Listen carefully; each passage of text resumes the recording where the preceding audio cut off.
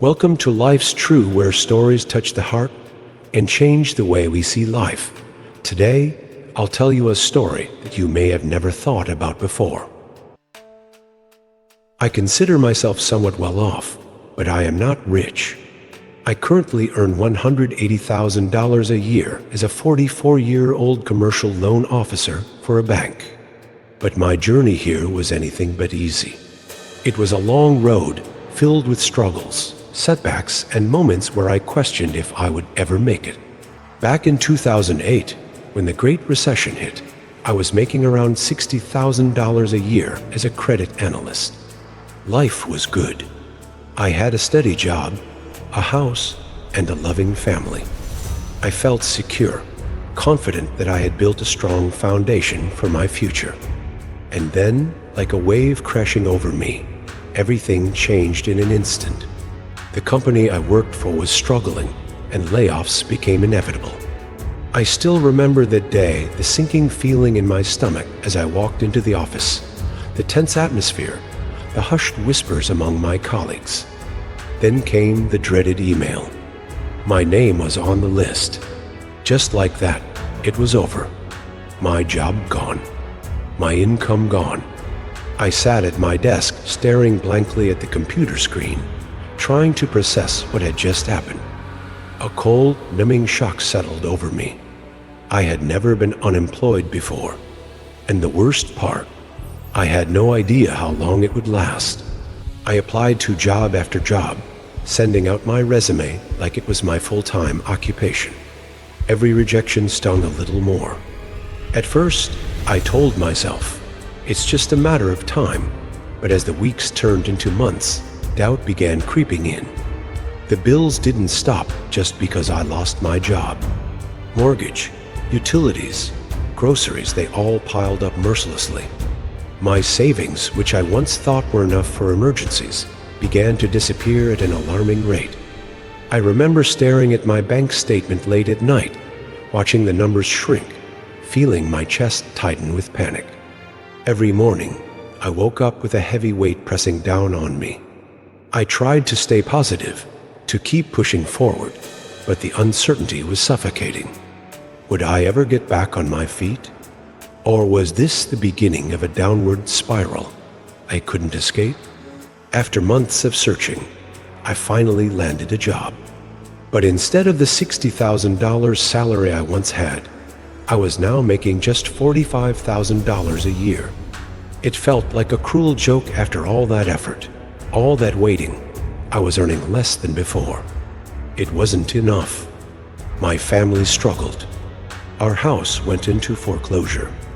We tried to stretch every dollar, but the credit card debt kept growing, like a monster lurking in the background, waiting to swallow us whole. Every month, I faced impossible choices: pay the mortgage or buy groceries, keep the lights on or make the car payment. And then, just when I thought things couldn't get any worse, my marriage fell apart.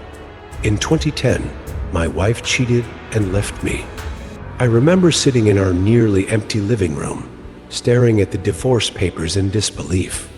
The woman I had built a life with, the person I thought would stand by me in our darkest times, she was gone. And reality hit even harder.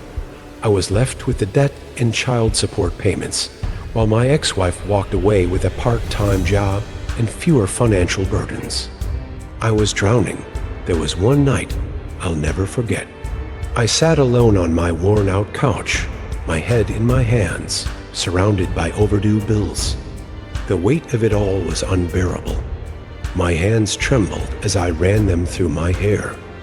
My chest was so tight it hurt to breathe. And then, for the first time in my life, I broke down. Tears streamed down my face, silent and uncontrollable. I felt like a failure, not just as a husband, but as a father. How was I supposed to take care of my kids when I could barely take care of myself? But I couldn't afford to give up. I had no choice but to keep going. I updated my resume every week. I applied to every job that seemed even remotely possible. And finally, after 18 grueling months at a low-paying job, I got a breakthrough. a major bank reached out to me. They wanted me as a credit analyst. And the best part? They were offering me $70,000 a year. It felt like fresh air after being underwater for so long. That moment wasn't just about a pay raise, it was about hope. For the first time in years, I felt like I could breathe. Like I was finally climbing out of the hole I had been trapped in. But I knew one thing.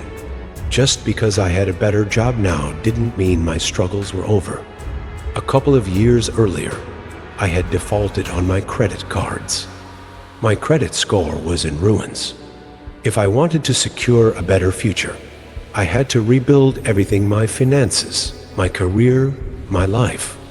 And so, I threw myself into my work with an intensity I had never known before. I stayed late. I took on extra responsibilities.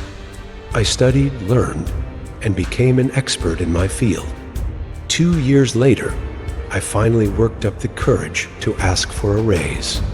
But I didn't just walk into my boss's office empty-handed. I came prepared. I had written down every reason why I deserved it, listing my achievements and contributions in clear, undeniable bullet points. At first, my boss declined. My heart sank, but a few days later, he reconsidered. I got the raise. That was when I realized something that would stay with me forever: the power of preparation and persistence. Thank you for listening. If you love stories like this, don't forget to like and subscribe.